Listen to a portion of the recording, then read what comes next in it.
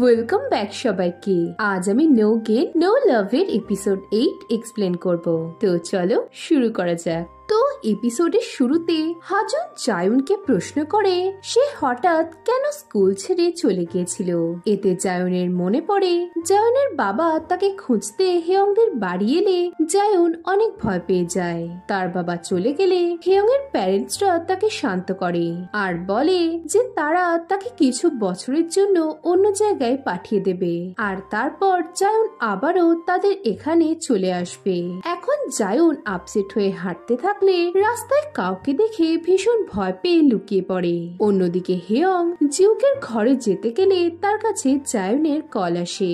পরের সিনে হেয়ং জিউকের কাছে গিয়ে তাকে কিস করে। আসলে বাইরে দাঁড়িয়ে থাকা আনকে দেখানোর জন্যই হেয়ং এটা করেছিল। আন চলে গেলে হেয়ং জিউককে ছেড়ে বলে বাপরে খুব বাঁচা বেঁচে গেছি আজ। জিউক এতে অবাক হলে হেয়ং জানায় জায়ুন রাস্তায় আনকে দাঁড়িয়ে থাকতে দেখে কল করেছিল। এখন আনকে দেখানোর জন্য কিস করাতে জিউক রেগে যায়। সে হেয়ংকে কাছে টেনে আবারও কিস করে আর জানায় হেয়ং যদি বিনা ফিলিংসে তার সাথে এসব করে তবে সেও এসবের পুরো মজা নেবে। এদিকে আন যা দেখে ফেলেছিল তার জন্য সে নিজের চোখ পরিষ্কার করে। সে স্টোরে জিউকের ব্যাপারে খোঁজ নিয়ে জানতে পারে যে সে এই স্টোরে জব করত, তবে সে যে এই লোকালিটিতেই থাকে এটা কেউ দেখেনি। অন্যদিকে আইলিনের আনের হাবভাবে সন্দেহ শুরু হয় আর আন ভাবতে থাকে স্টোর ওনার কি করে জানলো না যে তার এক্স এমপ্লয়ের বিয়ে হয়ে গেছে। তবে কি সত্যি কিছু গন্ডগোল আছে?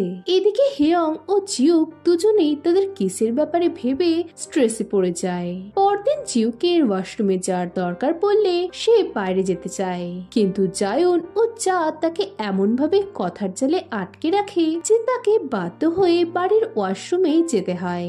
এরপর ব্রেকফাস্টের সময় চা জিউককে খেতে দিলে হেয়ং বলে হ্যাঁ প্রতিটা খাবারেরই মজা নাও, পুরো আমার মতন। জায়ুন জিউককে খেয়ে দিয়ে একসাথে এক্সারসাইজ করতে যেতে বলে। এতে হেয়ং বলে হ্যাঁ তোমার তো আমার সাথে এক্সারসাইজেরও মজা নেওয়া উচিত। এদিকে তাদেরকে এভাবে ঝগড়া করতে দেখে চা প্রশ্ন করে কাল কি তাদের মধ্যে কিছু হয়েছে। এতে জায়ুন জানায় কাল হেয়ং ও জিউক কিস করেছে। এই শুনে চা হাঁ হয়ে যায়। সে প্রশ্ন করে তারা কি প্রেম করছে। এতে জিউক বলে হেয়ং বিনা ফিলিংসে চাকে তাকে কিস করে ফেলে যদি আশেপাশে আন থাকে। এতে হেয়ং রেগে যায়। পরের সিনে গুহায়ন হাজুনের কাছে গিয়ে এদিক ওদিকের কথা বলে জায়নের ব্যাপারে জানতে চায়। হাজুন কফি আনতে গেলে তখনই গুহায়নের কাছে জায়নের কল আসে আর সে তখনই ছুটে জায়নের কাছে পৌঁছে যায়। এখন গুহায়নের আসল পরিচয় জানার পর জায়ন তার রিপোর্ট থানা থেকে তুলে নেয় আর গুহায়নকে প্রবলেমে ফেলার জন্য ক্ষমা চায়। সে জানায় এর পর থেকে তারা আর দেখা করবে না। এতে গুহায়নের মন খারাপ হয়ে যায়।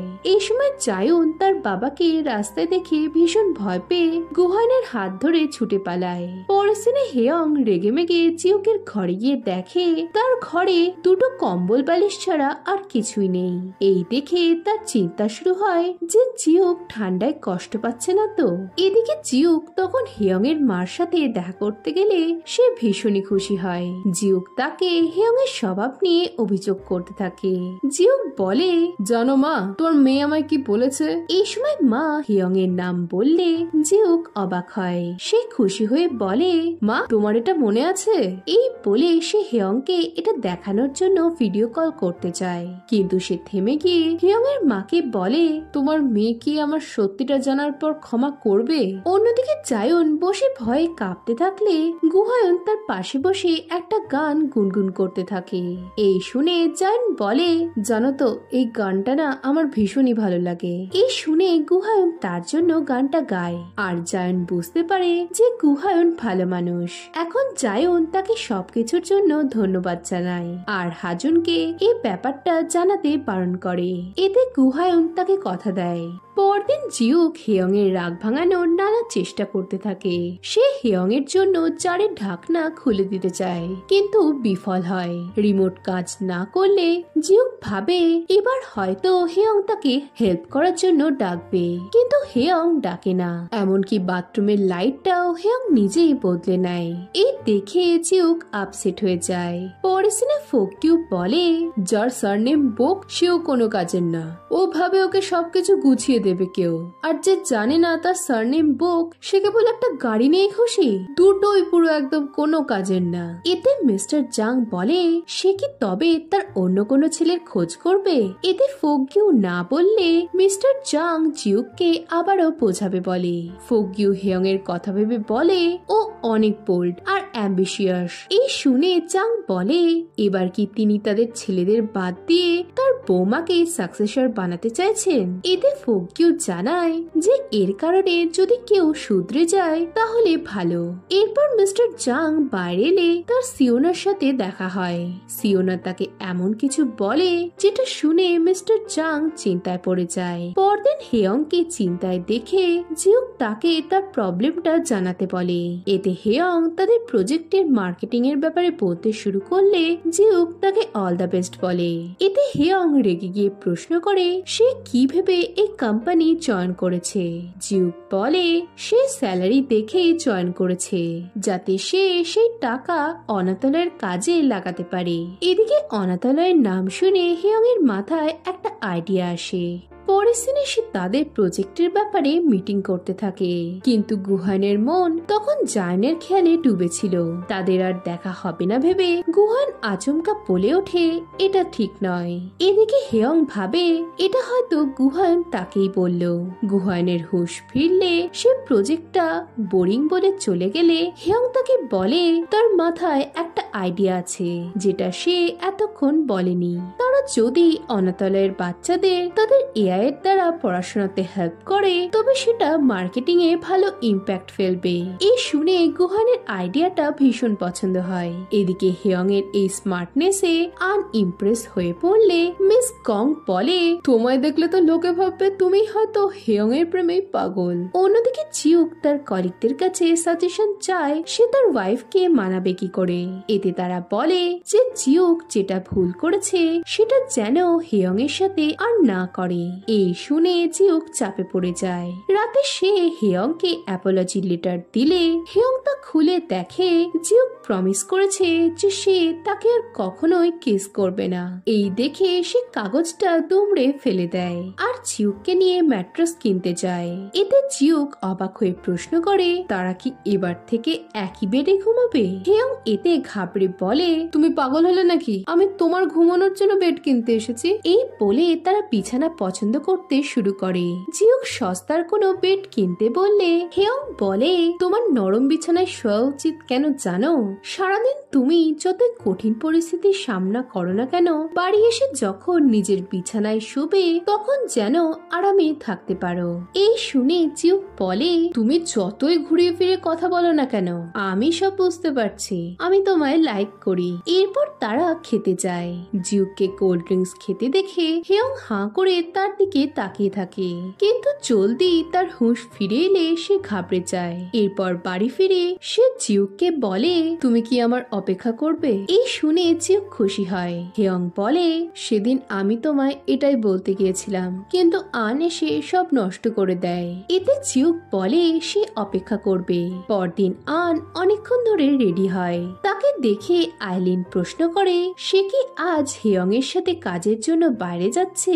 এতে আন হ্যাঁ বলে ফেললে আইলিন আপসেট হয়ে বলে সে যদি হেয়ং এর সাথে কমফোর্টেবল না হয় তবে সে আনকে অন্য টিমে ট্রান্সফার করে দিতে পারে। এতে আন রেগে গিয়ে বলে সে কোনো খেলনা নয় যে আইলিন তাকে নিয়ে খেলবে, তারও আলাদা ভাবনা আর ফিলিংস রয়েছে। এই বলে আন চলে গেলে আইলিন রেগে যায়। পরের সিনে আন আর হেয়ং অনাথালয়ে যায় আর ডাইরেক্টরের সাথে কথা বলে মার্কেটিং এর সবটা ঠিক করে নেয়। এরপর ডাইরেক্টর বলে যে জিউককে কি তারা চেনে, সে এখানে বাচ্চাদের পড়াতে আসে। এই বলে সে ইউনা বলে বলে মেয়েটিকে বলে, তুমি এবার থেকে খুশি তো?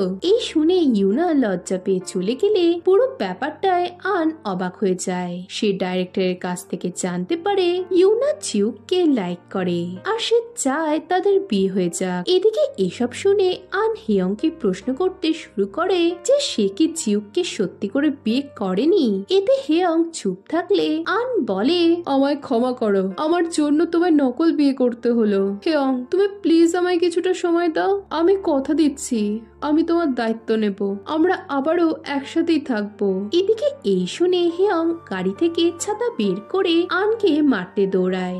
নেক্সট দিনে জায়ুনকে ম্যানেজার জানায় যে তার হেটার এখন তার সব স্টোরিতে ভালো কমেন্ট করতে শুরু করেছে। এই শুনে জায়ুন কমেন্টগুলো দেখতে দেখতে খুশি হয়। সে হাজুনকে ফোন করে ঘুরিয়ে ফিরিয়ে তার বসের ব্যাপারে জানতে চাইলে হাজুন বলে ফেলে যে তারা কাল অনাথালয়ে যাবে, সেখানে 100 ঘন্টা কাজ করলে রাইটার তার কেস তুলে নেবে বলেছে। জায়ুন অবাক হয়ে জানতে চায় সে কেন সেখানে যায়। এতে হাজুন জানায় যে গুহায়ন তাকে হেড কমেন্ট করতে বলাতে সেও চ্যাপ্টার 51 থেকে বাজে কমেন্ট করতে শুরু করেছে। এদিকে এই শুনে জায়ুন হাঁ হয়ে যায়, কারণ চ্যাপ্টার 51 এর কমেন্টটা এতই বাজে ছিল যে জায়ুন তার জন্যই থানায় রিপোর্ট করতে এসেছিল। পরের দিনে মিস্টার জাং জিউককে জানায় যে তার চাকরি চলে গেছে, তাই সে যাওয়ার আগে জিউকের একটা উপকার করে দিয়ে যেতে চায়। এই বলে মিস্টার জাং বলে যে সিওনা জিউকের আসল পরিচয় জেনে গেছে, তাই এখন জিউকের এটা ভাবা দরকার যে সে তার ওয়াইফকে কি করে প্রোটেক্ট করবে। নেক্সট দিনে জিউক হেয়ং এর সাথে তার ঘর গোছাতে থাকে। একসময় তারা ক্লোজ চলে এলে জিউক হেয়ংকে জড়িয়ে ধরে বলে সে তার ইচ্ছার বিরুদ্ধে কিছু করবে না। এই বলে সে কেস করতে গেলে তখনই গুহায়ন ছুটতে ছুটতে তার রুমে এসে বলে, এটা কি সত্যি যে তুমি পোকজিও? এই শুনে হেয়ং চমকে উঠে জানতে চায় সে কি সিও ফোংকিউর ছেলে। এতে জিউক চুপ থাকে। এরপর পাস্টের একটা সিন দেখি। জিউক হেয়ং এর রাগ ভাঙানোর জন্য অনলাইন থেকে কিছু টোটকা দেখে নিজেই জারের ঢাকনা টাইট থেকে টিভির রিমোটের ব্যাটারি সরানো অব্দি সব করে রেখেছিল, কিন্তু এসব কিছুই কাজে না এলে সে হতাশ হয়। আর এপিসোড 8 এখানে শেষ হয়। এখন এরপর কি হবে জানতে হলে ভিডিওটাতে লাইক ও কমেন্ট করো, আর নতুন হলে চ্যানেলটা সাবস্ক্রাইব করে দাও। তো দেখা হচ্ছে নেক্সট ভিডিওতে। বাই।